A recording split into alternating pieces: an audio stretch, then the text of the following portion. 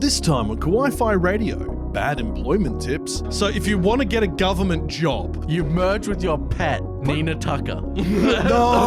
No! We explain Bleach poorly. Lad who can see ghosts, who then gets crazy ghost-killing powers from a ghost lady. And then his ghost powers are better than they should be. And then he goes to Ghost World to fight ghost people who are... To rescue the ghost girl who gave him his ghost powers. And his best friend is not a ghost man, he's... But a ghost man hunter. And the new anime season is full of cats. Our cat girl's back. Yeah! Kawaii-Fi Radio!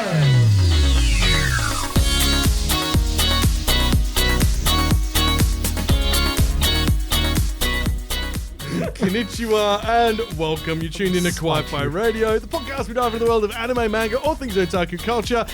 We're back. Hello. Hi. I'm Kyle. This is Aaron. This is Kenny. Hi there. Tifa is currently in a grave of her own making, which is her bed. With fireflies. No, this is not a Ghibli Back review for a episode. minute and you hit us with that one? Oh, Okay. shame. Anyway, new anime season is here. It is the summer anime season, and as we do every time, we've got 2 shows that each of us have picked out. A total of 10 shows from this season that we're looking forward to. Pretty diverse spread from it. That's from shounen to jousei. We'll have action. We'll have romance. We'll have Isekai. chain-smoking cats. There's a lot this Which one of us season. picked that? Like, you know, nya. Tifa. She did? Yes. You know she did. Actually, yeah, of course, she bloody did. This season's a bit of an odd one. There's a lot of returning shows, and they're all isekai, and those aren't the ones we're interested in. This one's also unique because there's a lot of cats. Yeah, there's a lot of Cat girl's cat back. adjacent. I don't know if cat girls are back, but just cats for some reason. They're taking over the world. this season's theme. No, this is how it starts. It starts with the cats, then it goes to talking cats, and then you get to cat girls. I think it's can't 'cause- explain the science. Wasn't there that cat zombie anime recently? Yeah, Where Night of the Living Dead, Yeah. which was great. I think that started it. Okay, yeah, we're getting cat girls back again. Your fun summer break will be starting tomorrow. She wants summer vacation to last forever. We're all sunburned. Summer anime season. It is the summer anime season. We don't know what that sting sounds like because I have to make it tonight. Bugger. It's summer, and here's summer our choices. Yeah. So, there are isekai shows returning that we're not covering. Like Because- 20 of them. Yeah, there's too many. Like There's too many isekais, full stop. And even Kodansha recently came out and said that. They're like, we shouldn't have put all of our eggs in that basket. And everyone's like, yeah, no kidding. There's so many isekais this season that I specifically chose non-isekais. Yes. Wow. And if Aaron is specifically choosing non-isekais, what's that mean? I mean, you're kind of that.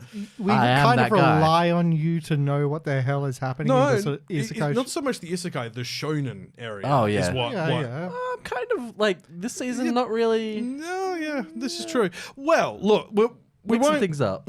Well, why don't we get you to kick off with Black Torch, which is shonen?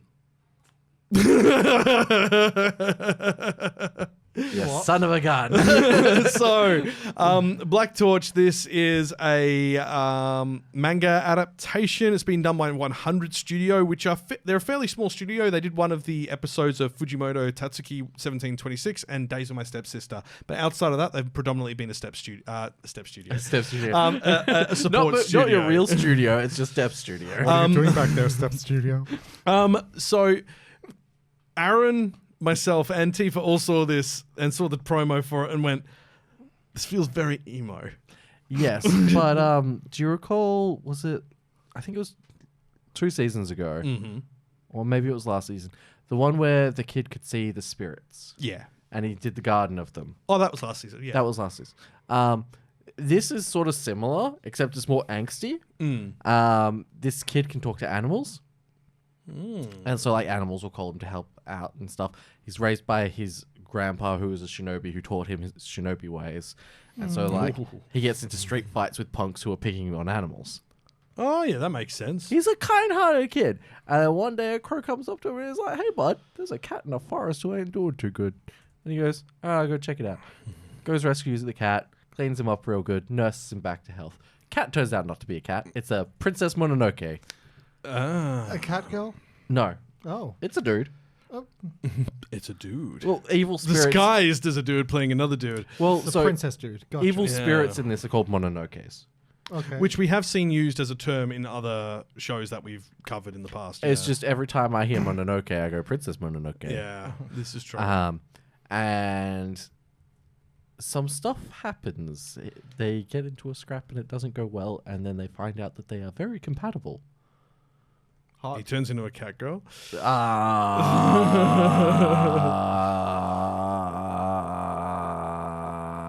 Okay. So that's a yes. He turns into a cat girl. Not where I was expecting this to go, but sure. Let's start with more cat girls. Reincarnated into another world as a cat girl. Well, he gets donutted by a demon. Oh, okay. Yep. Oh, he gets the Rengoku. Rengoku, Yeah. yep. He the gets, Rengoku treatment. and then the cat, which had a circular mark on its back, he then gets that circular mark where the hole was Oh. because they've merged. Oh. Yeah. That's that gotta be painful. Becoming a donut? Yeah. Inside you, there are two cats. Both of them are fighting. Donut want. Oh, Do not worry about it. so what the info I've got here on it is that it's about 17-year-old Jiro Azuma. He lives a quiet life with his granddad, utilizing his supernatural ability to speak to animals to befriend and protect them, as you said. Both Jiro and his grandfather are descended of a long-standing shinobi clan, training in combat to keep the art of battle alive within their family. So it's samurai ninja cats. Yeah. Well, Has there been any evidence of pizza? no. Damn it. I don't think they've done any food in it, actually. That's surprising, actually. No cabbage? Yeah. No cabbage. That's a shame. I think the cat may have eaten some kibble. Yeah, that makes sense. I mean, yeah, it does sound interesting. So the rest of this does go on talking about exactly what you've mentioned, that, you know, a demonic gets donutted. experiment that's been at war with mankind. Hostile Mononoke comes looking for Ragu, which is the name of the cat. Jiro uses his shinobi training to jump to the cat's defense. Donut. Faced with the decision of whether or not to devour Jiro's fading energy and restore himself to full power, Ragu instead chooses to give his remaining energy to Jiro, reviving the body and the boy, and transfer also grants him supernatural powers that complement his own shinobi fighting style. And the officer of the Bureau of Espionage officer witnesses this, and they kind of like, hey, join the Bureau's new squad. Yeah, except it's not can you, it's join the Bureau's new squad. And he's like, what? And then they go, Wow, that's very Chainsaw Man, isn't it? Because that's kind of how Chainsaw Man started as well. It's like, you passed out, we're taking you in. That's just what it is to work in government. you lost your heart and then a dog merged with you and I've now worked you're in working for the government. You're the guy who slaps people on the neck. Welcome to government. I really You're wasn't. right, because Chainsaw Man, he had a hole in his chest and his dog went into it. Yeah. And they merged and became one and it complemented his fighting style. Oh, so now And then he he's- joined the and then government. he joined the government. So now he's So if you want to Whippersnapper get a Man. government job, You merge with your pet, Nina Tucker. no, You take your, you take your guinea pig and you... no, No. I'm glad you didn't finish that one. he wasn't going to otherwise. Anyway, Anyway. Your pet's your best friend. Don't merge with them. yeah, please do not. You take your canary. Into the gold mine, the coal mine. Get your little goldfish. Oh, no, wait, that's happening too, isn't it? Oh God, no. Anyway, Never mind, moving people. right along. This is on Crunchyroll, Amazon Prime in Japan. If you're in China, it's IQIYI, and if you're in Singapore, it's Muse Asia. Currently, that's the only listings. We're one episode out so far. It's Saturdays at 10 p.m. it releases. Yeah, action, supernatural, shonen. Pretty much what it Cats. says on the tin. Cats. Cats. Lots Oh, of cats. no. Get the cat tally going. One. Alrighty. Is this the one with Judi Dench in it? What? Oh no, Cats this is the movie. butthole edit. Oh, because he gets a hold. Anyway. Anyway.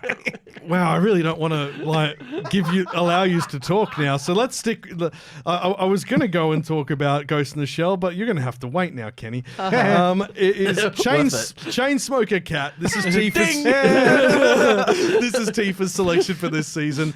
Comedy sign-in, Bibbery Animation Studios. They did Quintessential Quintuplets, 100 Girls Friends Who Really, Really Love You, Witch Watch. Not a massive amount of anime in their back catalogue, but the stuff they've done has They done do well, yes. Yeah. We don't know the length. Full heads up, we do not know all the streaming partners or all the episode lengths yet because it's still the first week. Some of these shows haven't come out yet, so we do not know what their run length is. And in some cases, we won't know till the end, such as Ramparts of Ice last season ended up being 14 episodes. So we didn't know that was happening. So this one is kind of gone viral, Chainsmoker Cat, because the opening is all references to cinema. And they're all, shall we say... Questionable. Vulgar. Yeah. Vulgar, yes. That is the correct word. They are all vulgar scenes from, shall we say, disreputable films in the fact that their content is disreputable, not necessarily the film themselves. Because, well, look, Trainspotting is phenomenal from a filmmaking standpoint. What happens within it... It's heavy and horrifying, is war. Yeah. So, yeah, that kind of gives you an idea of what's mixed in this, including, obviously, the Shrek motorbike scene, which was actually a reference to something else, but that's what everyone immediately compared it to. So, this focuses on a cat girl called Yanni. Not Laurel. Welcome to Yanni's apartment. Please don't mind the smell. Yanni is a cat girl with a seriously bad smoking habit. Every time she tries to quit, she becomes weak to the cravings and gives in instantly.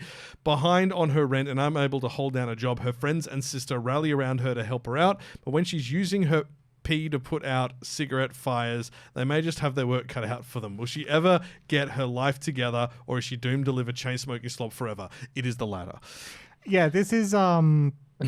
people, like, the whole news meta surrounding this anime is that people are dropping it en masse because it's so bloody gross. Yep. And everyone else who is just sort of, not new to anime is going, yes, that's the point. It's funny kind of for how gross it is. Yeah. Sort of like Crayon Shin-chan with all the butt jokes. Yeah. It's I mean, I'd say Crayon Shin-chan's probably a bit tamer than this, though. So What? A kid's anime tamer than this? Exactly. I wouldn't compare it to that. So, but I get where you're coming from. Like, yeah. This is comedy and sign-in. It is going. We don't know how long the run is, but we're expecting probably about 12 episodes. It's based on a manga. It's PG only somehow. Yeah, that's kind of impressive. Yeah, there's a lot of shows we've seen where it stayed as a PG-13 rating for the US. Japanese PG is weird, man. Well, it's a US PG. Oh. Yeah, this is the thing. Like, the Japanese rating system kind of follows the US rating system from memory, so it's almost identical. So it depends. If it's rated that, it's based on the US standards. And the US standards don't really have a M. They've got an MA. So things that here might be an M for mature audiences are PG in the US. So it's, they don't have that. They just go from PG to M to R. I still love the old meta that PG meant you were allowed one swear word. Yeah. Yeah. Unlike this podcast. Which is... Wait, we are PG, right? Yeah. No. I'm putting the one and only swear word here. No, you're not. So this airs on Fridays, first thing in the morning. So it's Friday morning, 12:30 in the morning, Thursday night.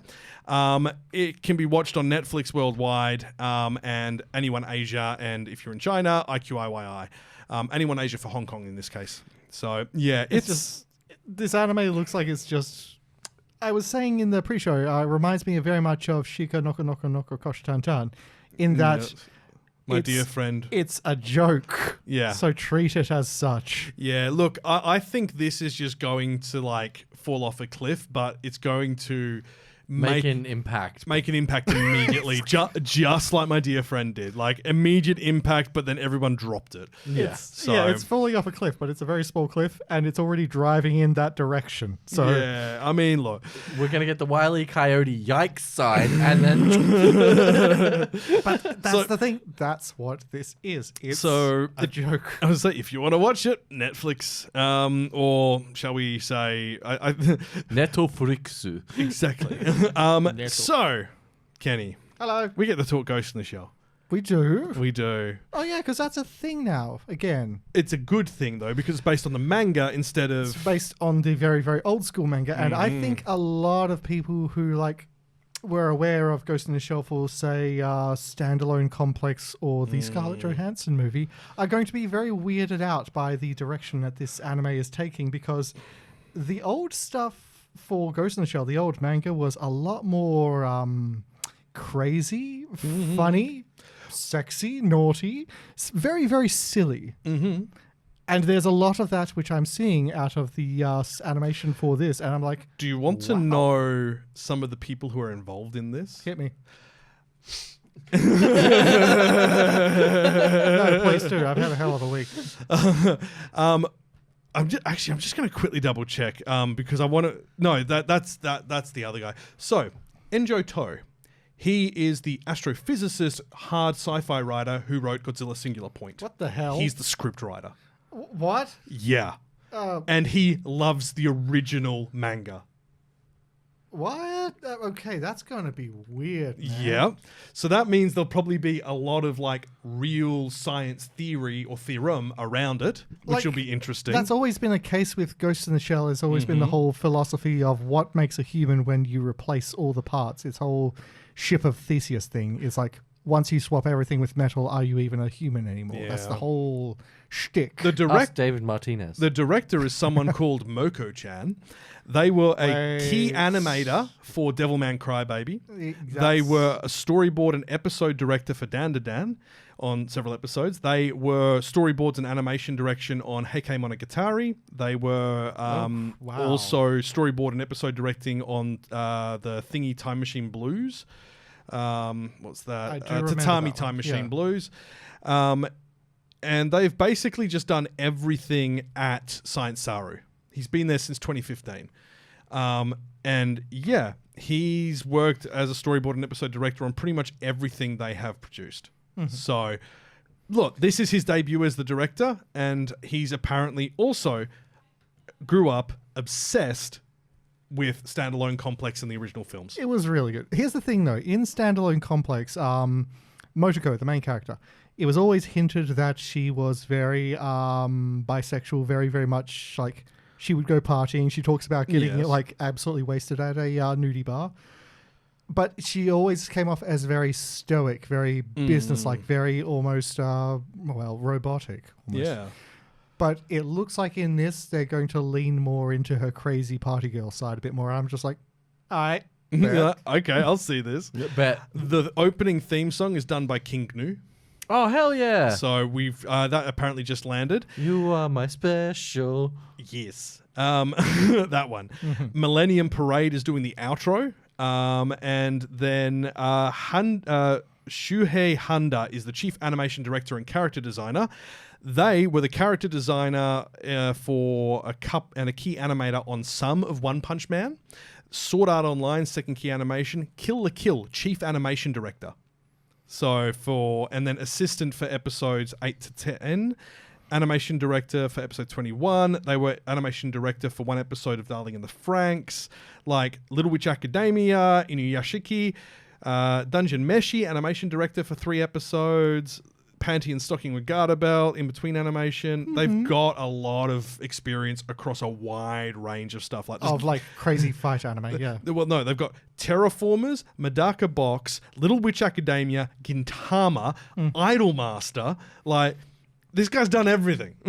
And he has also done character design. So here's the thing. It's like, after what we've received for Ghost in the Shell since, like, Standalone Complex, I'm not putting a whole lot of faith in this, but I want to believe it's going to be better than that last thing. I Jesus hope so. Christ. They have announced the dub cast for it, and they all are fairly young, new voice actors, but not bad voice actors, which seems to be the important thing. So not 4 Kids, gotcha. No, it definitely doesn't have that vibe. And it's probably also worth noting that this has been done by Amazon Prime as the primary distributor for the entire world.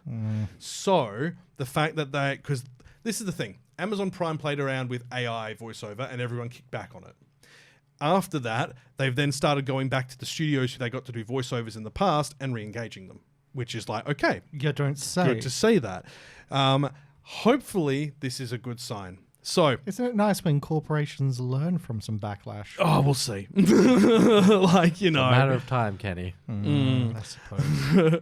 But we'll see how this plans out. So if you aren't aware of what Ghost in the Shell is, then this is kind of, if you like anything cyberpunk, like if you liked Edge Runners, if you like the cyberpunk games, if you liked, I guess what else is cyberpunk adjacent in anime? Bubblegum Crisis, 80s sort of techno cyberpunk shows like that. It's Blade Runner. Ghost in the Shell is very much an institution of this sort of like science fiction cyberpunk genre. It's been around for ages, and for very good reason. So the summary we've got for this episode, for this adaptation, is meant to be like a complete from scratch reboot. So nothing continued, nothing else taken care of, just focusing on the manga, which is good.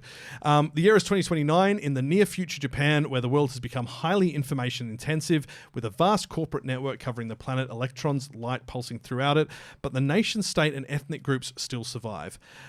Motoko Kusanagi, a full-body cyborg, leads an elite combat unit, including Bato. While commanding her team, Kusanagi envisions the creation of a specialized task force to preemptively strike. They just had to go, Bato is there. Yeah, it's just like she leads a strike force, including Bato. It's just like, okay, yeah. Yeah, I know. Who wrote this? He's her second in command, basically. But it's like, yeah, she has a team of like people who are all cybered up to a various degree, except for the one ex-police officer, Togusa, who's got like minor cyberization. Yeah. It's a whole thing. She basically has a ragtag team of crazies at her beck and call, and they're sort of like a advanced police force. Yeah.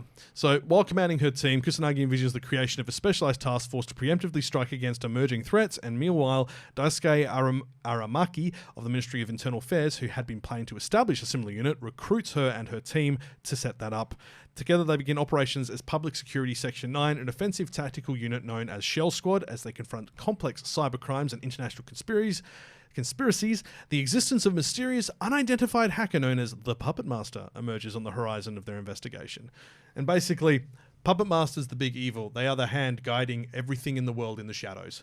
And that's, yeah, it's well done. It's not like, kind of like, ooh, the big bad was all us all along, It's like, no, this is actual person, like, / potentially an AI / all these possible things. Well, that goes back to the whole thing of what is a human after all the human parts are removed. Yeah. Is it an AI? Is it just like... Ugh. Yeah, but yeah, this airs on Tuesdays at 9 p.m.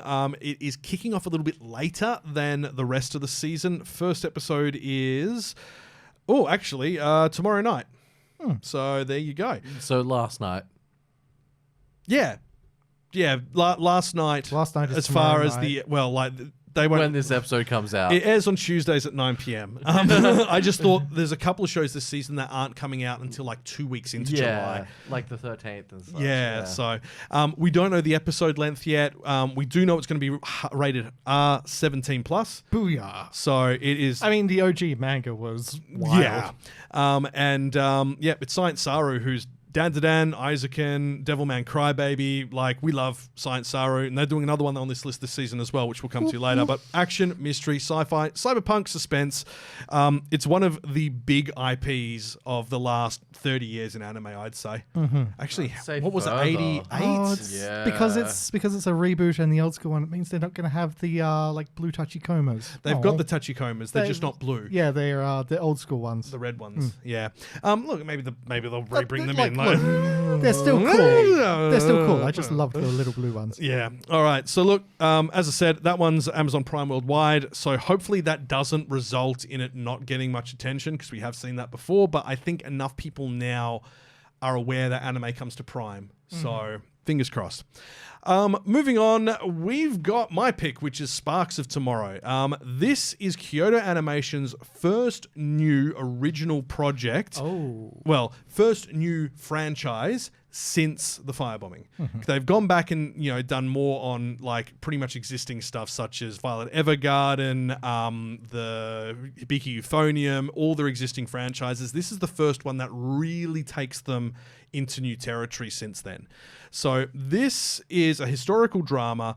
It is an alternative version of the earlier 20th century where technological progress went down the path of steam power first before now coming over to electricity.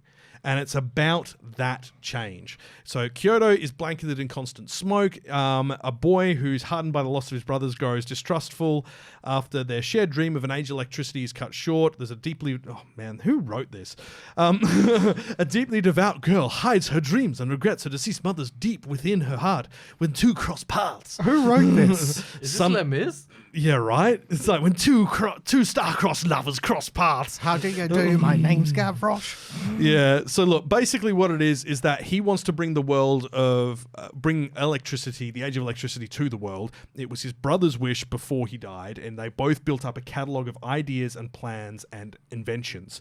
He has that book, people are trying to steal that catalogue because they know how important it's going to be. I'm getting a bit of Steam Boy from this. Exactly. So they've got to confront their past and carve a path towards the future. What a surprise. It is a historical drama. There have been people saying that it is potentially, because it's based on light novels, if they follow the light novel, there will be elements of romance, but it's not the core of the series. It's more the historical drama and like the deception between like, you know, inventors and stuff like that. So could be really cool, but then you think about that and then you go, Kyoto Animation style. Beyond the Boundary, Love Shinobi Other Delusions, Hyoka, Violet Evergarden. It'll be very pretty. Shiny. And it is very pretty. This is a Netflix one. Just there on distribution partners. They didn't fund it or anything to our knowledge. Sundays at 11 p.m. This one we know is going to be 13 episodes. We don't know... I'm assuming that doesn't cover everything. I'm assuming that we would need a secondary or third season after that, but we will see. We don't have a rating for it, which generally means that it is either they haven't had it rated yet officially or it's PG. Yep. It's generally the rule we go with. Like unless it's a children's anime, it won't be rated G. So, yeah. However, because this is like kind of like the big sort of, you know, the new franchise that Kyoto Animation are putting their effort into, there's been a lot of promotion around it. There's been a lot, especially in Japan. Yeah, plenty of buzz. So we're very hopeful of this one. Hopefully it doesn't fall off a cliff. I suspect this one will actually be good. It's just whether it goes to like, I want to say like Fullmetal Alchemist level, not Brotherhood, but first Fullmetal Alchemist, or whether it kind of sits in that 6 area. Because it depends on how it's implemented and if it connects with the audiences. So if there's too much romance in it, for instance, it won't get a good score because people are looking for the action of like a steampunk sort of story. Whereas if they focus on that and the inventions and that is an undercurrent throughout it, then it will work. Current. Hey. Just a gnome. Anyway, that's going to be on Netflix, and that hasn't had its first episode drop yet. That's a late start. That's Sunday the 11 p.m. on, that would be the 12th of July is when that drops. So one of the late starts that we were talking about, So, moving on from there, we need to talk about a typical Villainess anime, except it's not. It's not? This is Emma's pick for the season. Oh. And when I first saw it pop up in the list, I thought it was just another, I've been teleported into my favorite Otome game and blah, blah. It's not. Is this the one with the Winnebago? No. It's called Though I Am an Inept Villainess. And because I saw that, I just went, okay, it's an Otome girl. You know, she's been teleported in the game. No. Maidens from the 5 clans battle for the crown prince's heart, but the jealous Keigetsu uses forbidden magic to swap bodies with the beloved Reirin. Switching places does not guarantee happiness for Keigetsu, with her new body's ill health leaving her hanging on the verge of death. So the Villainess takes over the body of the girl who was, because she was, you know, struggled and she had an ill and frail body. She took that over because she's like, well, he knows me as the Villainess, but this way I can sneak in and win his heart and then get what I want. the girl she swaps with is like, I can walk. And she's like, amazing. I don't care about romance. I'm going to do this other stuff. Okay. So that's why I like this. When I saw it at first, I saw that. I was like, it's fantasy romance. Okay, well, that sounds a little generic. And then Emma mentioned that she saw it on TikTok and that it was her pick. And I looked into it and I went, okay, so no, I'm liking this. The villainess is Yeah. like, I will capture the heart of the prince and like carry influence in nation. And like the main character's just like, I'm gonna go on a hike. So Rayrin I now dig it. wears the face of the scorned outcast, but she must answer for her crimes in a trial. But she doesn't really have the same level of guilt. Well, she doesn't have the guilt or the fear that this woman had who's stolen her body. So, the pair become increasingly entangled in each other's lives, and they will need to work together to survive after discovering the dark conspiracies brewing in the palace's genial surface. And to confront the deadly threats lurking in the shadows, Rayrin must embrace her new identity and defy expectations as the court's inept villainess. This is being animated by Doga Kobo, which did Oshino Ko. Kobo Shinoko. Yes. Plastic Memories, Muru-chan, Sleepy Princess and the Demon Castle, Yuri Yuri. However, the animation quality, and because she's got like freckles across her nose, like the girl from Apothecary Diaries, it has a very similar look to Apothecary Diaries. And if Doga Kobo can capitalize on that beautiful contrast and the colors that are used in that with like that high saturation. Not to mention capitalizing on like the visual aesthetic, like everyone loves Apothecary Diaries, so they're going to see that and like, oh, I got to spend my money on that. Yeah, exactly. So That's sneaky. Yeah, but it looks really good. And like obviously she's got to deal with all the struggles that come with it, but it's going to air on Sundays at 11:45 p.m. So Monday for everyone else. Yeah, basically. All right. Stupid late. Yeah. First episode also July 12th, so this Sunday coming as well, for us at least. It's based on a light novel. It doesn't have a rating attached to it yet because the first episode hasn't aired, so they haven't seeked that. It's going to be on Crunchyroll, Hulu, Disney Plus, Amazon Prime Video through the Crunchyroll subscription in it. I don't know why you do that. Bilibili in China, Netflix, and for some reason, out of everything we've seen, nowhere else has got this. Mediateka, which is a Russian streaming platform. I don't know. Okay. Yeah. Mondo esta Mediateca. But yeah, no idea on the length of episodes yet. Probably 12. Should be good. But that is Emma's pick for this season, and I think it could be fun. I dig it. Yeah. Aaron. Cats. Cats. Ding. That's three cats now. Count them. 1, 2, 3. Cat and the Dragon. Cat and the Dragon. Oh, yeah. This one is adorable. The first episode came out last week. Second episode's already out. I watched them both today. Well, I watched the first one like half of it last week, but that's another story. Aaron's rambling. Anyway, so it starts off with this mother cat finding a cave to give birth to her kittens.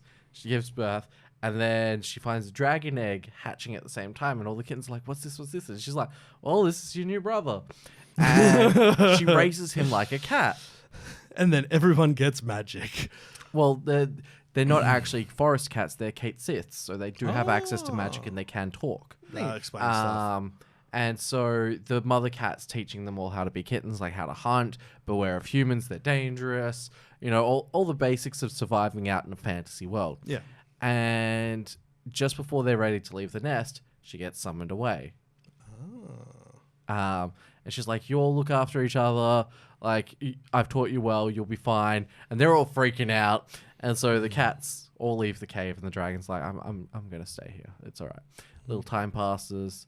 One of the cats comes back, and she's like, hey, is it okay if I use the cave to give birth to my kids? And then he teaches her kids how to hunt like their mother did. And the cycle sort of continues. So you're going to see all these generations of cats come by. And it's so cute. Because it's listed here saying that he's named Uncle Wings. Yes. Because he's the cat with the wings. Aww. And so, like, some incidents happen with humans, and he has to go to the humans and be like, oi, don't you touch the cats in that forest. They're under my protection. You mess with them, I will come back and destroy you, and I know you can't stop me if I get mad. And so, like, all of a sudden, the king passes the law, do not touch the cats. Like, if you see a cat, do not touch it. We do not want their wrath. Yeah, because he becomes the protector of all the cats. Yes. Yeah. And then a cat meets the prince, and the prince sucks at magic. And so the cat sort of keeps hanging around the prince, teaching him tips and stuff. And the king finds out, he's like, you didn't touch the cat, did you? And the prince is like, I may my friend? have stroked it. I gave his ears little scritchies. Well, yeah, he did pat the cat. And they are good friends. And so the dragon comes back and he takes on cat form to talk to the king and be like, all right, look, that's one of my siblings. You need to look after them. They chose to stay here. As long as you, the king, say it's all right. I'm getting a bit of cool. Sopranos mafioso.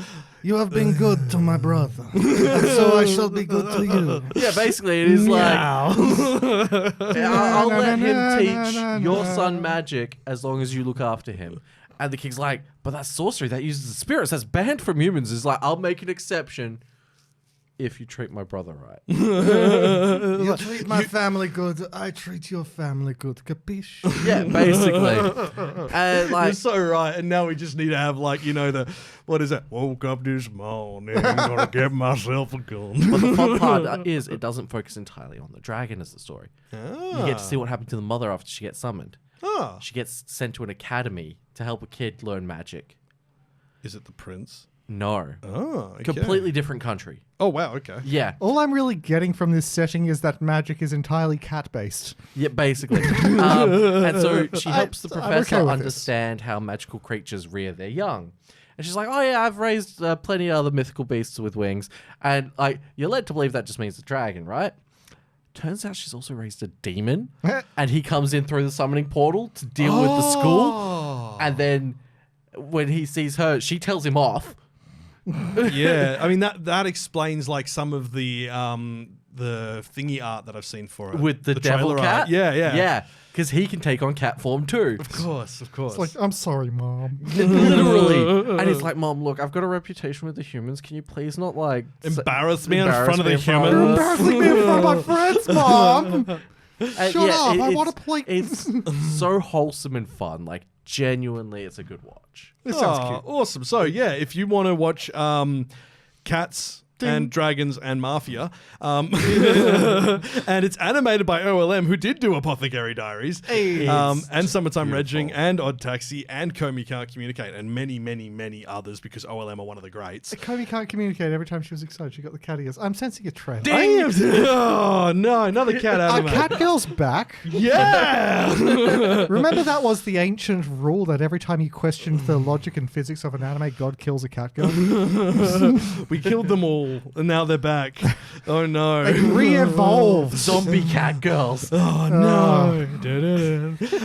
So, I swear to gods, if there is a zombie cat girl anime next season. So this is based on a light novel. As Aaron's pointed out, there's been 2 episodes so far. No episode rating has been dropped, which suggests it's just PG/G. For sure. Sounds pretty low stakes. It's fantasy and cats are literally the 2 genre things I could find on my anime index. Hey. Are we just doing it for the word now? I guess so. Okay. Yeah, look, it looks pretty good. Crunchyroll worldwide, Anyone Asia if you're in Hong Kong, and IQIYI if you're in China.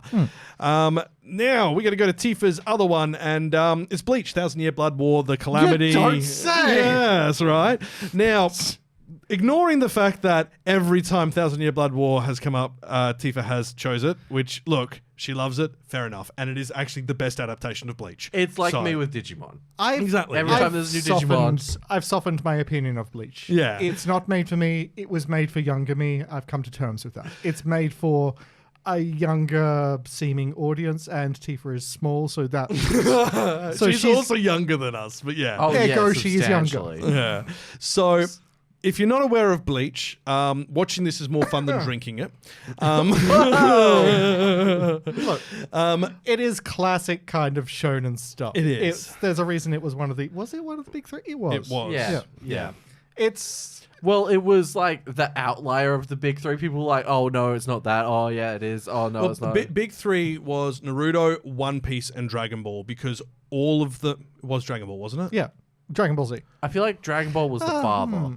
Yeah, no, you're right. It was. It wasn't Dragon Ball. Dragon Ball was the precursor that led into the shonen explosion. Which is like the Cambrian explosion, but for shonen animes that just kept going. I hate how that makes sense. Never say these words again. If you think about it, we had Dragon Ball GT the same time we had Naruto. You're right. Oh we did. wow! Oh, And I thought so, yeah, Z was around a second. You know No, what? Let's double check. Manga. Shueisha, manga? Shonen Then- Jump Big Three, because that's where the term is from, because they literally kept them across the line. Oh, actually, because manga Naruto One came Piece, out Naruto, Bleach was the One trio. Piece, Naruto. Yeah. But yeah, so Bleach is very shonen. Follows a lad who can see ghosts, who then gets crazy ghost killing powers from a ghost lady. And then his ghost powers are better than they should be. And then he goes gets to sent Ghost World to fight ghost people who are... to rescue the ghost girl who gave him his ghost powers. But then they discover that one of the ghost man along them is Ghost Man, but a different kind of ghost man who's an evil And it ghost also man. turns out his dad's a ghost man. His dad's a ghost man, and his best friend is not a ghost man. He's but a ghost man hunter. a ghost man hunter. Who has arms? What? Oh no, that's Chad. a different one. Oh, no, That's a different one. he's not a ghost man. He has ghost man powers. That's why he has ghost man arms. And then his crush has hair clips that have ghost man powers. Are they ghost man powers? They're powers. They are fairies, but are the fairies ghosts or I thought ghost they man? were ghosts. I don't think they. This is the worst explanation of Bleach I've ever heard, and it's actually... Are you kidding? This is the most accurate. No, but it's also incredibly accurate. That's the problem. Okay, here's the thing as well. All the ghost men have ghost swords, which each of them have a ghost spirit in them. Which has a ghost name. And if you say the ghost name of the ghost sword, it turns into a transforming ghost sword, which is so cool. One of them is a giant bone snake. That is a giant ghost bone snake. Giant ghost bone snake. Sorry, I forgot. He's a ghost bone snake. So, look... One of them turns into ghost pedals. So the reason Do the pedals get reincarnated? the Double reason world. Bleach is getting more anime is because Bleach the anime really kind of strayed very far from where the original manga was, and then ended before the manga ended. Oh yeah, that's the thing. This took place back in the time when the fillers. the filler arc season of anime, where it would catch up to the anime and then have to like make its filler to just sort of let the anime move forward a bit so it could catch up Yeah. again. It had one good arc, which was when the One good filler arc. yes, Okay. yes, All right. which was when the ghost swords became ghost people. Oh yeah, yeah. and then they had to keep that canon in the anime going Yeah. forward, and it was like it They didn't make did- any sense. No, that's the thing though. The anime, like all of the random filler stuff it did, all of like the Yeah, crazy yeah. characters, they kept them canon Yeah. in the anime. Yes. And all of the minor characters that didn't really mean much to the anime got so much screen time in the filler. Like Kon. Ah. He became Yeah. so important. He basically got his own team Yeah. of puppet pals. So basically, what happened? Ghost puppet pals. Oh, no. Yeah. So they were what ghosts in the happens with puppets. Bleach is Bleach ended before the final arc, which was the 1,000-year Blood War, Mm-hmm. and because the lead up time for that was going to be so long, they were like, well, we'll come back to it later, and then 20 years passed. They forgot about it. Holy crum, has it been 20 years? Almost. Ah. Sorry, no, I'm Yeah, wrong. it's I'm been wrong. like 10, isn't it? 15. 15, It was yeah. it was 2012. Yeah. So- I was going to say, like, so- definitely not that long. Yeah. So basically, I'm an old man. yeah. We all are. So that ended Ghost old men. that ended in 2012, and then they said, well, the manga is now properly finished and we want to produce it, but there's no production slots available, and we don't want to do it as an ongoing series because we want to give it proper attention. Here's the thing, Tifa's gonna kill us for how we've described Oh, I it. know. It's great. She could try, but we just put our hand on her head. Look, sorry, T-Dog. she has to get here first. So they came back and they went, well, the series that we've been running is PG-13.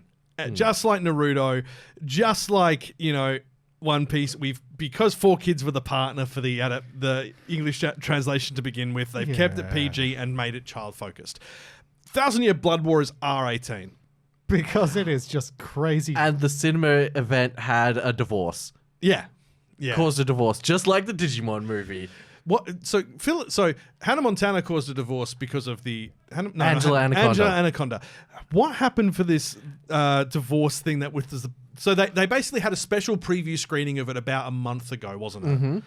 And so Yoruichi's yams were out in full like action, like being displayed and everything. And this guy took his wife and his child. And Yoruichi was doing Yoruichi stuff. You know the pose, you know the outfit. Yeah. And The electric cat one? yes. For reference, Yoruichi is a ghost cat who turned into Ding. a ghost lady.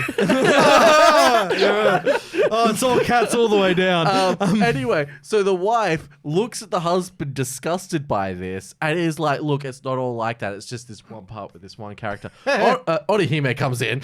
Oh, no. And then the wife calls him an incel. Oh. And The I'm like, wife calls him in front of their child. the woman who's married to... is this... never mind, continue. Apparently there were underlying issues before this. I was going to say, was this an arranged marriage? Or like, I don't know. But because of all of these actions, he ended up getting divorced. And he said he made a public post describing all of this. And he's like, I do not blame the creator of Bleach. This is not his fault. He is no way associated with this. This is just because my marriage had underlying issues and everything came to a point because of this.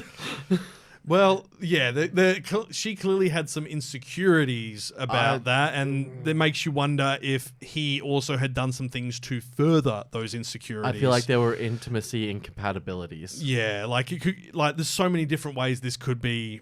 Yeah, for Yeah, sure. but Yoruichi's yams. Bleach caused a divorce. Fascinating. If I had a nickel every time an anime movie caused a divorce, I'd have 2 nickels. Yeah, Which which isn't a isn't lot, a but lot. it's weird it happened twice. I have some bad news for you. You'd have more than that. There have been other ones over the years. Apparently, one of the Pokemon movies caused a divorce in the US. Okay, are we just going to have to make a whole I think episode? we have to do a research episode, which is anime films that cause divorces. I'm writing that down, and we're coming back to it. We're Like, going to look at it later and be like, what were we talking I about? was going to say, is that a Patreon special? I think that's a Patreon think that's a special. Patreon They wanted some random deep dives. There you go. We'll do Yep. it. We're going to get lab coats. Am I going to have to research through Reddit? I don't want to. Oh, well, you're going to have to do something. no. I can't do this We myself. don't have to do the research. Kyle's going to find a list. We're just going to watch. The divorces? Yes. The proceedings? Yes. I'll ask 4chan. Yes. Anyway, moving along. From divorce animes. Bleach 1,000 Year Blood War is to do with the Quincy's who are ghost hunters, Yes. and the ghosts who are like the what do you call They're them? Grim Reapers. The Grim Reapers. Thank Soul you. Reapers. Soul Yeah. Reapers. Yeah. Basically, they've been at odds their entire life. This is basically the war that has finally come up in the background. That's kind of been the incompatibility has been sizzling there the entire series. Well, it's because the Grim Reapers take the souls to the afterlife, whereas the Quincy's eradicate the soul so that it gets reborn into a new body. Yeah. And so they have opposing views on what you should do when you die, so that's why they're fighting. I mean, like, yeah. I get it, cycle of reincarnation, but also let them like live in heaven. I was gonna say, like, also, like, you can, like, if it's this big of an issue, like, they're in so many powerful positions in this world. Make it part of the will. Yeah. That's the thing as well. Like, would you like to not in like a spiritualistic way because people won't believe it, but go, you ask a question when they're writing that, giving their will pack or whatever, and go like, as an icebreaker before you do this, would you rather this or this? And then you take a note. The Quincy's can come and get you, or the Reapers can come and get you. In the early seasons of the show, they go to the Ghost Afterlife and meet the ghost people living in Ghost Afterlife. And you can just call it limbo. No. And they meet the ghost boss. That's the thing. Like, other than like the Soul Society where all the Grim Reapers live, everyone else lives in kind of like Sengoku era Japan on the outside of this world. And you're just sort of like, okay, they've gone to the afterlife, and it's not better. It's simple. It's simple. But it's like, But there was also like at you least want at the this? start, at the start, the Soul Reapers were the villains. And that changes over the course of the story. Like, don't get me wrong, both sides have problematic people within them. yeah. However, like, they were positioned as the primary villain at the start. And then you moved on and they were like, well, I have to come up with more, and expanded the lore. And that introduced the Quincy's and the elements of that with the guy from school and all that sort of stuff. And it continuously changed Ichigo's backstory. Yeah. And Retcon and Ichigo retcon. eventually has everyone's powers. He's super Ichigo. That's why all the Superman memes were there. His mum was one of the ghost hunters. Yeah. And his dad was one of the ghost men. And then he's bitten by one of the bad ghosts and gets evil ghost powers as well. Yes. Yeah. And then his sword is like another ghost thing altogether too. Yeah. And his bunkai is another ghost thing. And the bunkai is just like saying their name 3 I times in the loved mirror it. and turning around. I loved it. At the start, it's like, no one has ever achieved Bankai but the captains. By like season 2, everyone's got one. Yeah. It's sort of like Super Saiyan. It's Yeah. sort of like the Keyblade. Yeah. Only one person has a Keyblade. Next game. Oh! There's Everyone. 45 of them. So, look, Bleach 1,000 Year Blood War, if you're a fan of the original Bleach series, this is probably the time to get into this run if you haven't been watching it. Because if you watch the original series, then we're like, well, why would I go back to Bleach? Think of it as pretty much putting the end to all of those little loopholes and everything in the story. Not only that, like we said, this anime is from 15 years ago. Oh my god. Yep. And so it's updated with very, very new animation techniques. And it's oh good. It's my God. beautiful. Worth noting, Pero Films are animating it. That is Studio Pero's new premium department. Hey. Oh. So, Oh, so they got the good people working on Yoruichi's yams. yeah. So they... God's sakes, Aaron.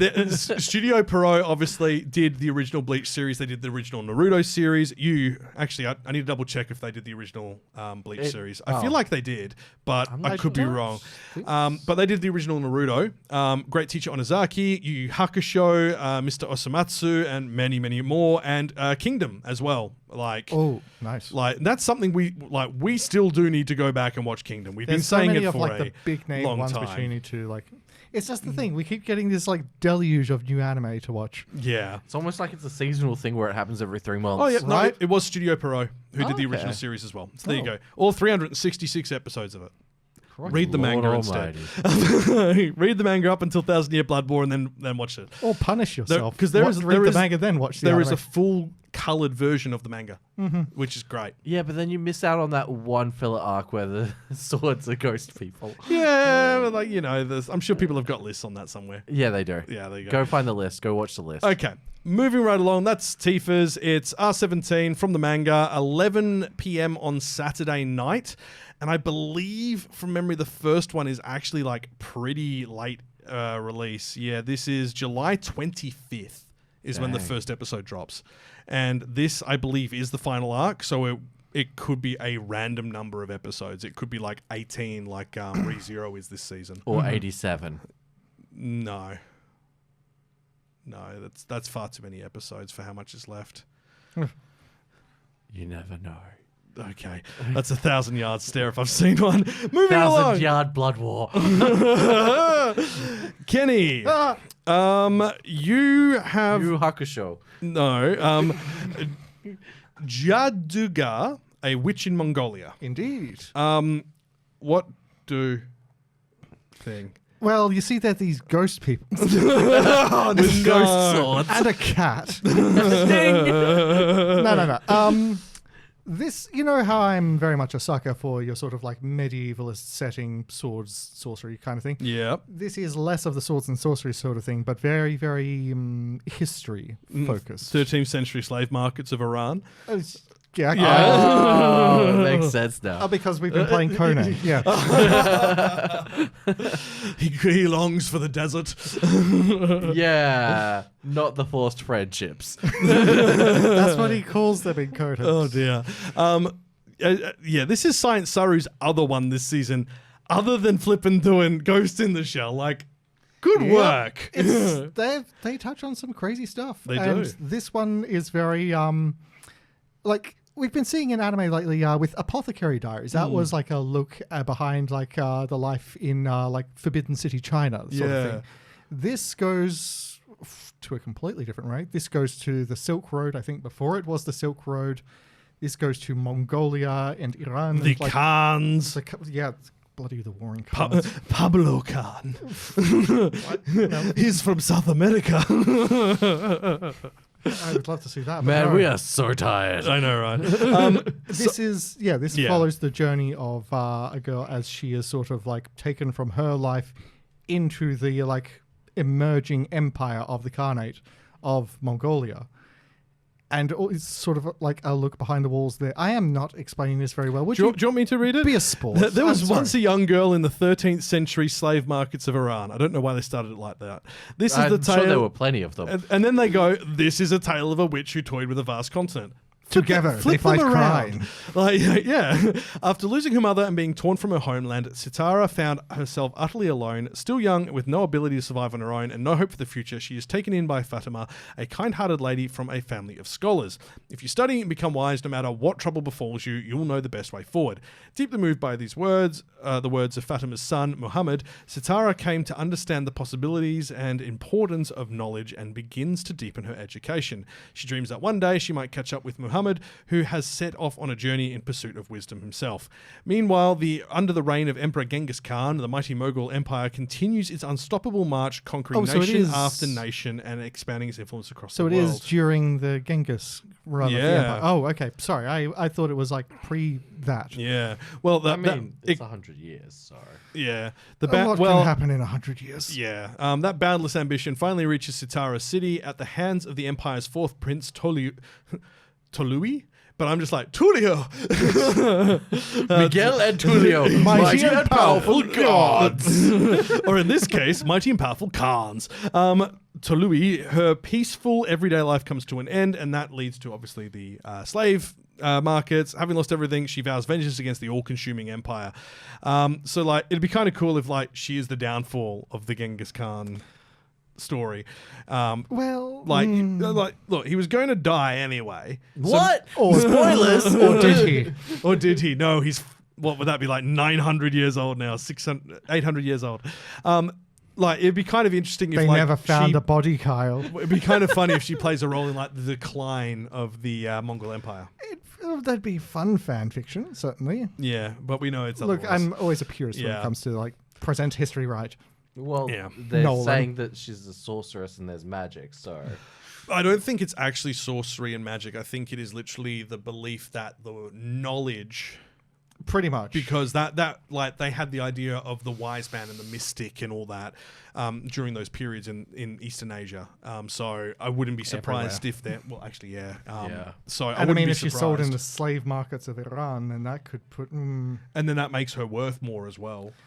And If- it could be the same as Apothecary Diaries, where that knowledge is If she something was that a- others don't have in the area. But if she was a sold cunning somewhere woman else. from Iran shipped over to there, then she possesses knowledge and wisdom outside of their Exactly, ken. and that would have been during like the Middle East kind of golden era after like actually the Crusades were like 1500s, so before the Crusades. Long before So the Crusades. like this could be a really interesting setting, and it's Science Saru, so it's going to be good. That was the whole thing. Genghis Khan, like the Khanate, was like known notoriously very superstitious. They were very they very much still believed in magic. So any kind of intriguing knowledge and wisdom from a foreign place would instantly set them. Oh, Yeah. Okay. give them the willy. So yeah, that simply could be her thing. Is that her simply having a bit of knowledge beyond their ken sets her as a sorceress, a witch. Yeah. Now, first episode is out. It's airing on Saturdays at 11:30 at night. I'll need to see that later tonight. I Yeah, reckon. that's on my list for tonight. Crunchyroll, Annie Plus Asia, and in Annie Plus case, this is Hong Kong, Singapore, Indonesia, and Philippines. According to what I have written here, I could be wrong, but we'll find out. So Philippines, cool. Yeah, and then from a manga, Science Saru, as we mentioned before, Dandadan, Aizuken, Devilman Crybaby, and Ghost in the Shell this season too. Moving on, the only proper sequel-y one in this, because Emma is obsessed with it, it's called You and I Are Polar Opposites. Yes. We did not jump on this wagon soon enough. This is the same lady who wrote Ramparts of Ice, which just ended. And basically, Ramparts of Ice ended, and this starts, and then same thing happens when this ends, Ramparts of Ice returns. And that'll cover all of the manga she's created. And she's only had 2 runs, and both of them ran for about 90 chapters and finished, and they were done. They weren't cancelled. So that's really good to see. So You and I Polar Opposites is really like a rom-com of high school, but it's not the will they, won't they. It's like, yep, in the first episode they get together. Here are the hijinks that ensue. Which there have been a few anime like that, and I find that very refreshing. Yeah. It's less of the like, will they, won't they, chasing each other around. It's like Horimiya, but even sillier. Like, substantially sillier, actually. So, Suzuki's a high school girl in love, but the guy she's falling for is nothing like her. While she's cheerful, outgoing, and has pink hair, might I add, and always trying to fit in, her classmate, Yusuke Tani, is a stoic, quiet, and doesn't seem to care what people think of him. He does, he's just quiet. Will Suzuki be able to calm her anxieties and ask him out? Yeah, happens in like the first 5 minutes, don't worry. Or will she discover that opposites really don't attract? Nah, and it's chaotic. And it's the opening sequence, I think I showed it to you, is beautifully done. Like, they've used the syncopation of the beat and really like cut the footage to it, and it's all motifs around film and like spinning things to like create movement and stuff like that. And yeah, I think it's that we were looking at it like when it first came out, and we figured, oh yeah, it looks good, looks like pretty like standard kind of romance anime, but yeah, it really was not. Like that was kind of why it didn't end up on the list at the time, because we thought I'm pretty sure we didn't actually end up on the list, because me and Emma discovered it halfway through the season, going, how we missed this.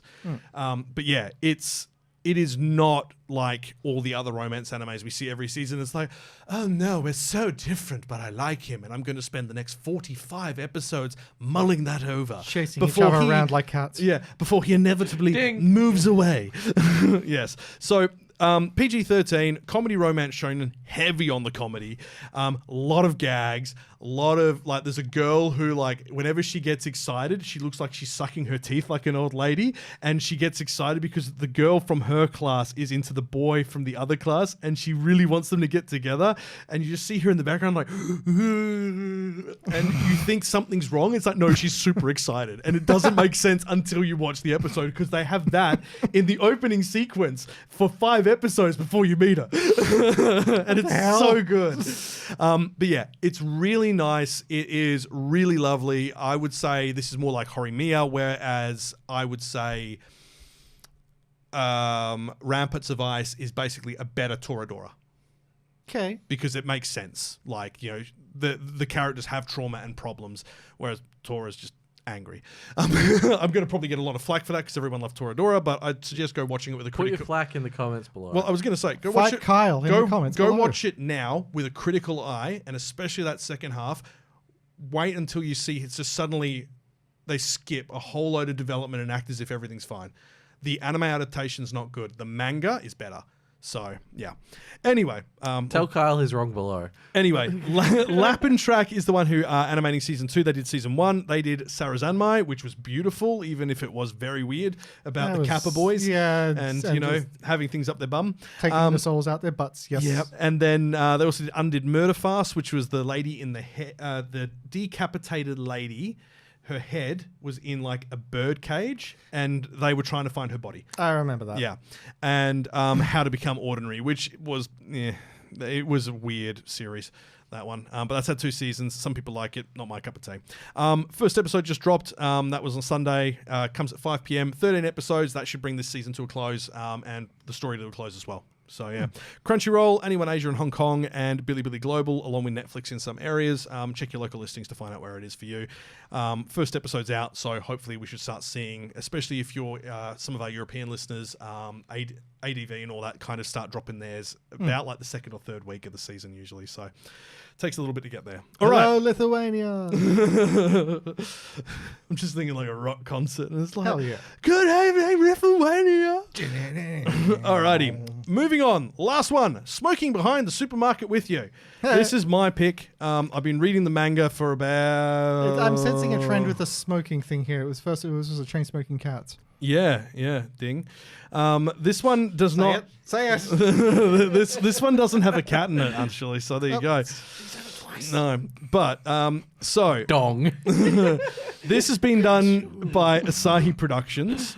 They did Gushing Over Magical Girls, Plastic Nissan, which is the really weird one where the guy does the down the Oh, for God's sake. Yeah. down the alleyway with the bra on to scare people. Don't Google it. Peach Boy Riverside as Oh, well. yeah. So like Don't Google it. Kidding. so PG-13, this one, it is a sign in romance. Look, there is an age gap but it's not a questionable age gap, if that makes sense. I think she's almost 30, the girl in it, and he's 45. So that, they're at that point where they're consenting adults. They know who they are. So not Leonardo DiCaprio-ish. Gotcha. No. So at age 45, office Call me Leo. worker Sasaki has had enough of the corporate grind. His only solace is smoking and the friendly smile of a supermarket cashier called Yamada. When Sasaki can't find Yamada after a particularly trying day, a striking woman invites him to smoke with her. The despondent man thinks he's made a new smoking buddy in the cool, teasing Tayama, but Sasaki doesn't realize he already knows her. It's Yamada. She puts, and this is when I was telling Emma about it, and she's like, isn't that just women working? They have to be nice when they're working. And I'm like, yeah, it is. That's just anyone who's worked customer service. Exactly, yeah. So, yeah, Yamada and Tayama are the same person, but obviously she covers all her piercings and her punk rock sort of aesthetic when she's working at 7-Eleven, essentially. Because, you've got an outfit and a uniform, you do that. And it's not like he's obsessed with her. It's just more that, he goes via that supermarket and he's like, oh, it's nice to see someone who's so passionate. Familiar face, someone who's passionate about their job and someone who's smiling, nice. they're happy. It sort of lifts your mood when the people around exactly.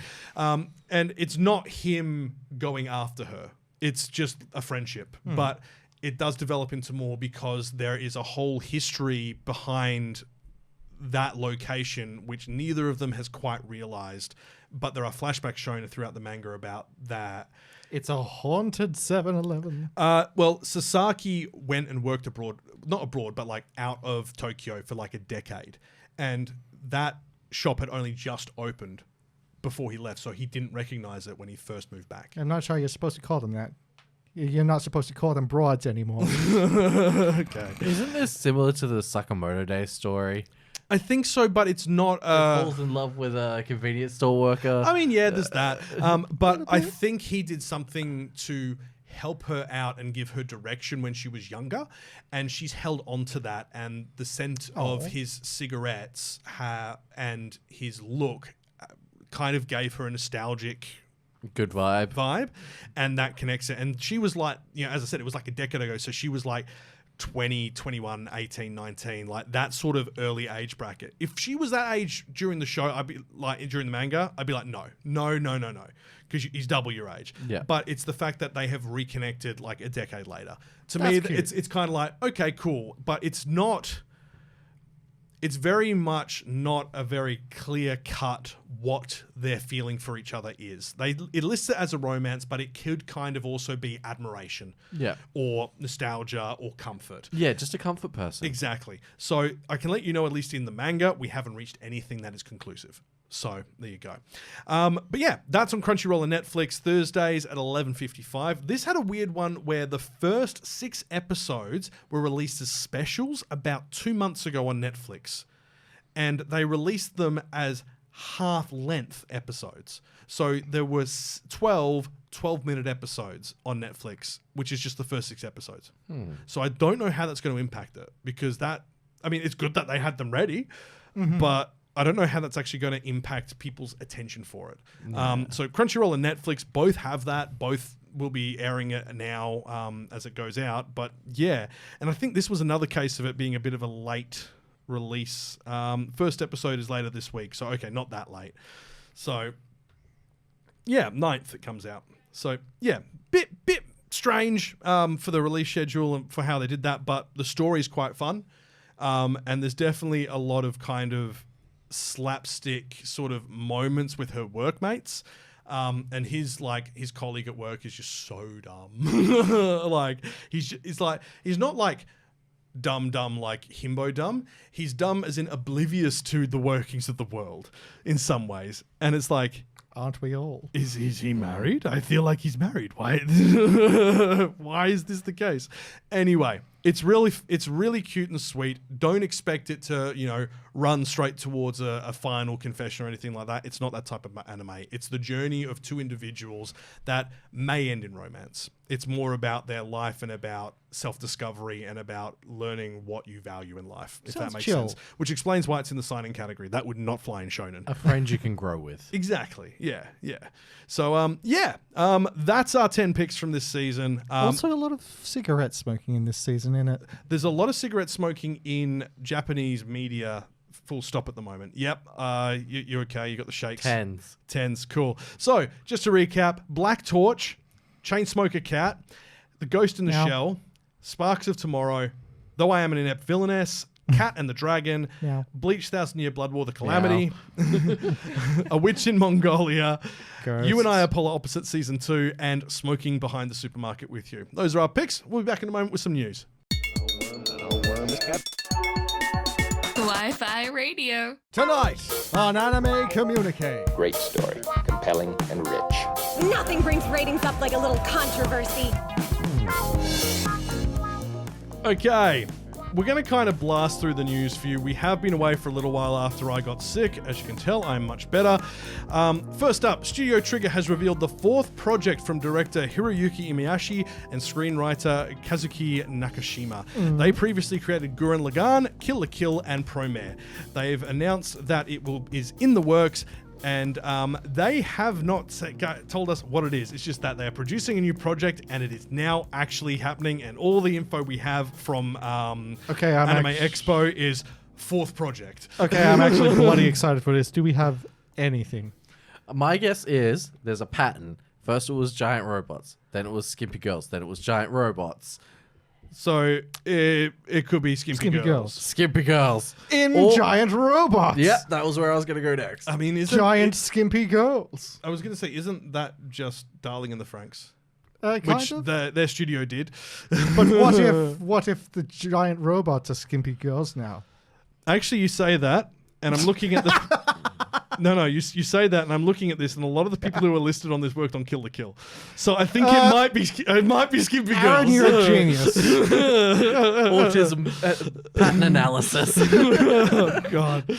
Okay, so look, we don't have a release date just yet, but it was just announced at Anime Expo over in the States.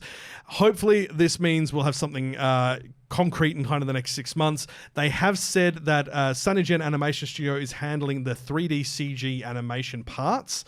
It's not a full 3D CG one, but they're the studio that do a lot of like the CG modeling and animation in the background for other companies. Oh yeah, that's the Skimpy transformation. They're involved in a lot of Bang Dream by the looks of it. So there you go. Apothecary. I adored Gurren Lagann. It maintains as one of my favorite anime ever. Same. And Promare was drugs, so I'm keen. And Kill la Kill was giant scissors, so like, yeah. And definitely not anything to do with doing things with scissors. No. Anyway, moving on. The Apothecary Diaries anime has got its first trailer for its film. It is arriving December 11th for open in the US. Obviously, we will probably get that 3 months after. It's called The Apothecary Diaries, The Deceased Empress's Treasure. And yeah, it looks Is she pretty... going to be doing some Indiana Jones stuff?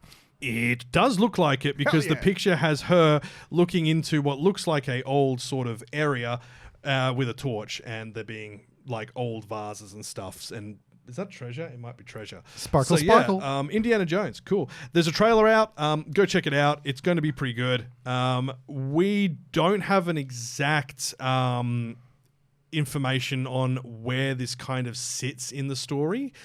We do know it's a brand new story according to the release, and the original novel series author wrote it. So it's not like part of the like main story arc or anything. No. So You know what? yeah, Okay. I'm Awesome. okay with that. I miss films that stand alone from them. Like some of them, we've kind of gotten to the Gives you a point. complex? No. Standalone.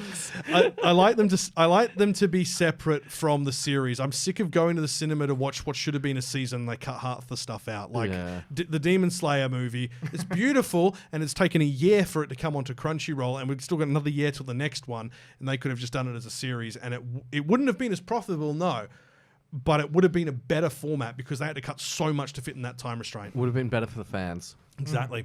On that note, the Apothecary Diaries director, Noriho Naganuma, has announced the Jurassic Shadows Dinosaur Ninja anime. Jojo Dinosaurs makeup. That's a lot of words. This was announced at Anime Expo as well. A new anime titled Jurassic Shadows. It combines dinosaurs, ninjas, and makeup. And Aaron, explain. yeah. Okay, Jojo's? Yeah. But instead of posing, they put on makeup.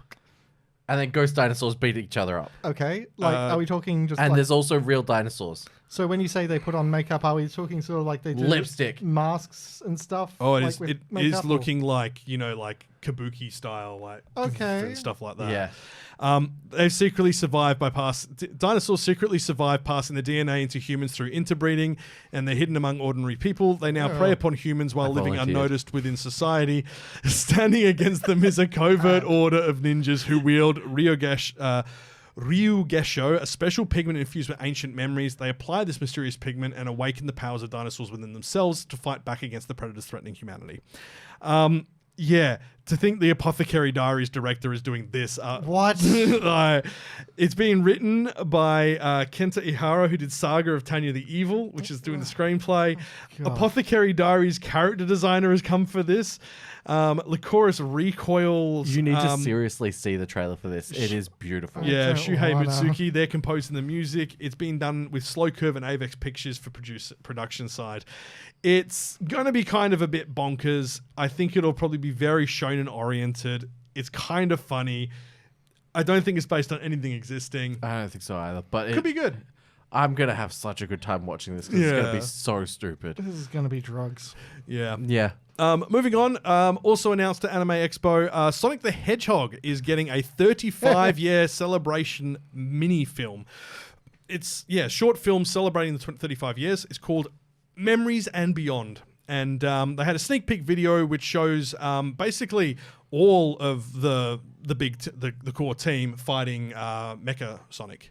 Oh, heck yeah. Mecha Sonic or Metal Sonic? Which one is the one which has blue on him? With Metal gold Sonic. thick in the middle. Metal.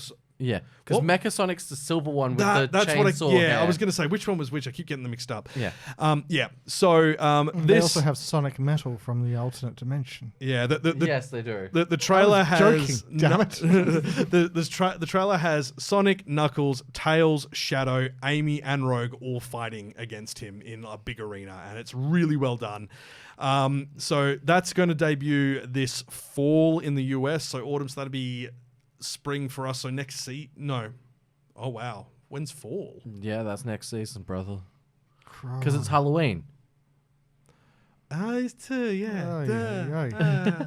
I'm We're too getting, tired for this. Yeah. But yeah. Halloween is soon, man. Dr. Eggman's new evil scheme is to upgrade Metal Sonic into the ultimate fighting machine by stealing Sonic's life data and harness the Chaos Emeralds. Sonic and his friends realize that to defeat Metal Sonic, they must rely on the friendship they built through their adventures. Oh my god, it's a magical girl anime. It's Sonic the power of Heroes. friendship. It is Sonic Heroes. You're so right. But I don't see Cream.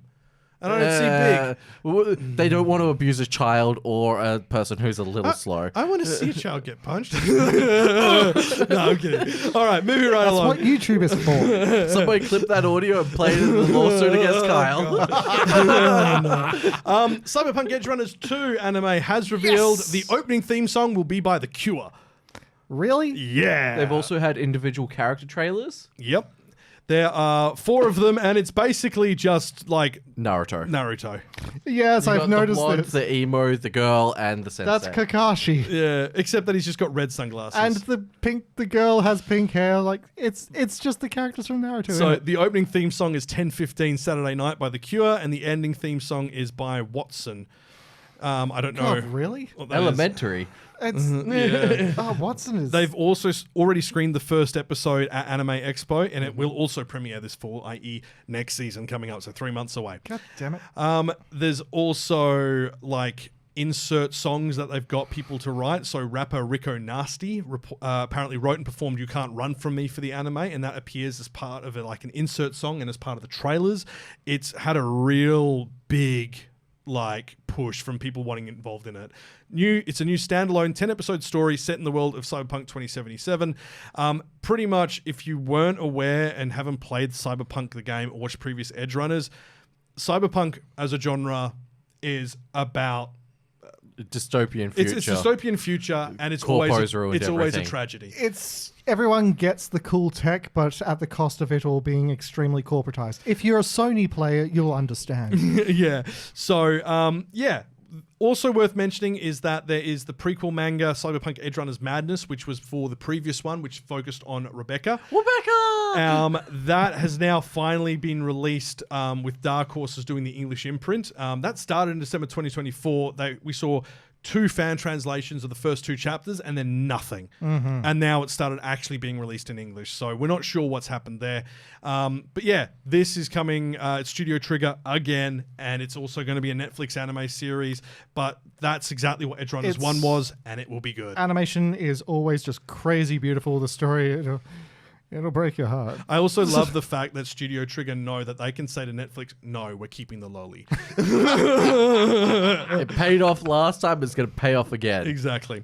All right, some quick fast facts for you. Kagurabachi manga. This is one of our big ones that we expect to turn into a fantastic series very soon. I was hearing about this when its manga was in its first issue. Yeah, this is the big kind of like shounen, dark shounen new sort of forerunner, if you will, in Shonen Jump.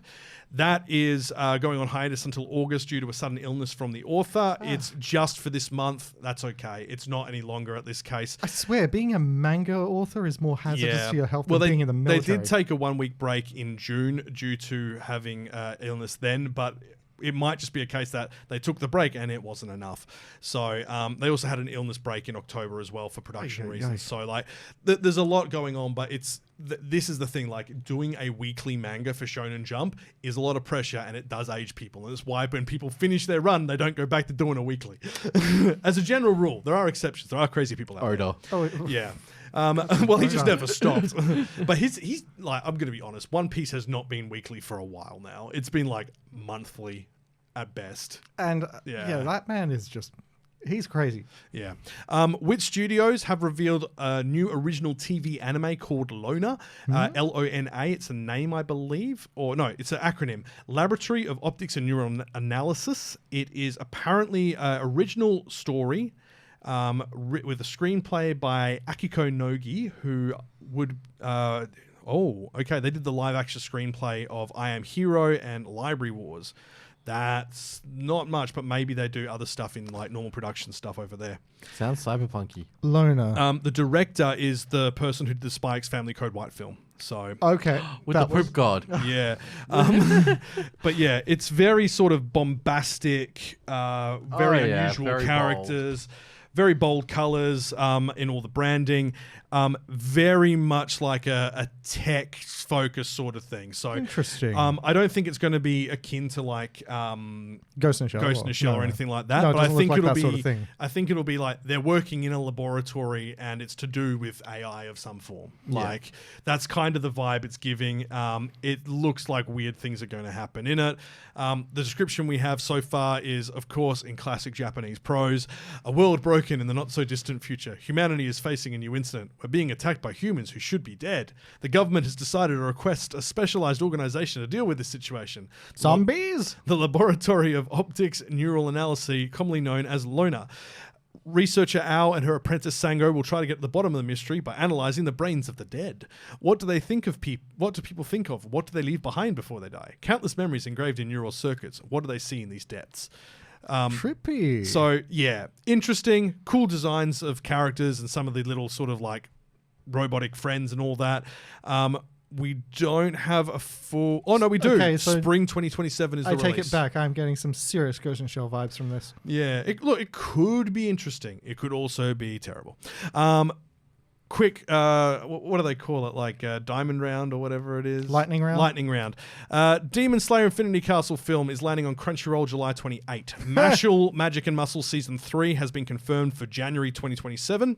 Are You a Landmine, Chihara-san has been delayed until January. What? There's a type of girl... fashion style in Japan referred to as a landmine girl, and it's kind of gothic Lolita, but they look like they've got a yandere vibe. So they referred to as landmine girls because they could go off at any moment, sort of thing. She's not like that, but her fashion sense is. So that's what it's a rom-com kind of akin to Komi Can't Communicate and Dangers in My Heart. Landmines. New Ramen and a Half Season 3 is going to land on Netflix in October. Dorohedoro is getting a 3rd season. That's been announced. We don't have a date for that. Fake Fake Alchemist manga, which is very popular at the moment, also confirmed for a TV anime. Don't expect much. The teaser is just them drawing the main character. And then Jujutsu Kaisen Season 4, Culling Game Part 2 is now officially in production. Hell yeah. As is the new Evangelion series, which is being headed... Oh, what the hell? We don't know what it is yet. The only information we have is that the person who's in charge of it is the guy who wrote Nier. Nier Automata? No. That guy is loony. He is. So that could be really good. And we've seen the same trailer that was leaked about 6 months ago, and it's just lots of pictures of a damaged world with the musical instruments in it. Oh, cool. So it's like Kingdom Hearts. You get the same trailer over and over. Exactly. Yep. That's it. Oh, Look, there's one more thing. Oh, yeah? JoJo's is coming back to weekly. Oh, hell yeah. is it though? Yes, Steel Ball Run. When? I think it's already started coming back. Oh, it's not listed on any of the sites yet. We'll have to look at that. Yeah. Good catch. Okay. Yeah, that's what we've got. Also on that note, the Evangelion project is Studio Kara and Cloverworks joint production. Okay, that'll be pretty at least. Like it might be a year from now. We don't know. The writing is going to be so bloody weird. But yeah, we were talking about this in the Discord server, me and one of the guys there, and I can't remember how. I think it was because he found the trailer had been re-updated on Kara's website to say it was in production, and we were discussing what it could be. It could be a new season. They can't return to what they did. So is it a hard reboot? Are they going to do something like a jump on like they did for Anima, which is the light novels? Did you play through Nier Automata? Yeah, it's all weird. of it. No, I didn't finish it. It's still on my to-finish list. It's a lot. It's going to get weird, man. It's Yeah. going to get really weird. I mean, Okay, I got the JoJo's thing here. Yeah. So it's set to premiere September 25th, 2026. New episodes will be released every Friday. There's September. a total of 11 episodes for the second and third stages. Okay, so that's technically next season, Yeah. realistically. But we got information We've got regarding information on it, so yeah, there we go. But that's good to know, because yeah, like you can't just vote that as the number one anime of all time and try and dethrone everything on Mal when it's had one episode. It's like just JoJo things. Kawaii-Fi Radio.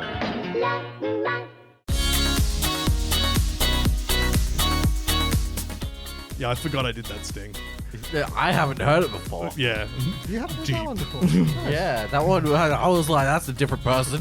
What's going on? It's like I put on my broadcasting voice. Kawaii-Fi Radio. Authorized by the Commons Government Campus. Oh, God. Anyway, we're definitely not. That's where we're going to leave this episode. Thank you so much for listening. Next time, Final Fantasy The Spirits Within is 25. I beg your pardon. Yeah, it's 25 years old, so yeah. Are we Quarter century. we're going to watch Well, look, that. we're gonna go back and have a look at it. I'm going to see if we can get someone in for it. We'll see if that happens. We have a contact. Steve Buscemi was one of the voice actors. I don't think we can get the Buscemi. Damn it. But Aaron knows what I'm talking about. We're going to try. You We know will what? see if it's possible. I don't know if it is, but we managed to get the cast of Evangelion and Alex Cazares for Rebecca from Cyberpunk Edge Runners. I'm sure we can try it. She was fun. It's worth a shot. It's worth a shot. As always, big thank you to our Patreon members. We love you. We'll be messaging you. We're looking at new things that we can do to give you more content. And you heard one come to life today, such as anime that caused a divorce. That's coming soon. Yeah, we've been spitballing other ideas like video game stuff. Yeah, but I think the big demand is kind of around like anime deep dives, and whether we have the capacity to do so, I'm not sure with our work schedules, because this doesn't Sonic pay count? the bills. A Sonic deep dive? Yeah. Can we do a Sonic deep dive? But I think if we do, we're going to get Dry Guy on. Oh, 100%. I think we planned an episode where we bring in a whiteboard and you explain the Kingdom Hearts timeline to us at one point. I think that's too video gaming. We've got to stick with anime. Yeah, I think Tifa would also want a whiteboard and compete with you on that. Oh, Tifa wouldn't stand a chance. Tifa wouldn't stand a chance. Okay, well, look, that is where we're going to leave it. If you do like what we're doing, want to support us and get access to some more content, that's what the Patreon's for. We also have our social media accounts and everything else in the episode description. Click buttons, do things. that's the anime podcast that we do, and yeah, We're people on it. we're people. It is like 9 o'clock at night here, so we're gonna Cat wrap up. anime. How many is that? Like 15? You've been listening to Kawaii-Fi Radio. Thank you so much for joining us, and until next time, Watch some anime. Dang. You can't yarn like that, my friend. Yeah. Yeah.